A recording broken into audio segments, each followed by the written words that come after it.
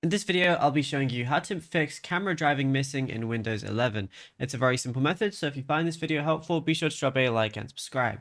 Now, when your camera driver completely disappears from the Windows 11 device manager, it's usually because of a hardware level disconnect, a system update corruption, or a privacy flag that has hidden the device link entirely from the operation system kernel. So what you want to do is right click the Windows icon, and then what we want to do is go over to our device manager.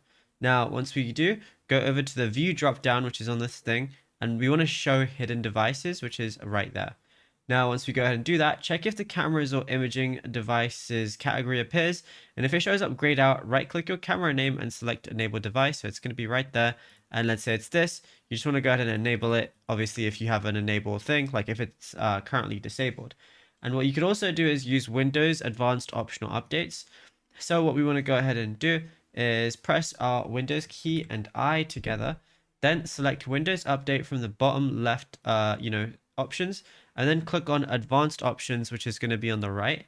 Once you're in Advanced Options, go and look for Optional Updates, and then make sure you just do any of these updates and look for any containing camera webcam, Realtek, or Sun Plus. And yeah, once you do that, you'll be good to go. Now, if you found this video helpful, be sure to drop a like and subscribe.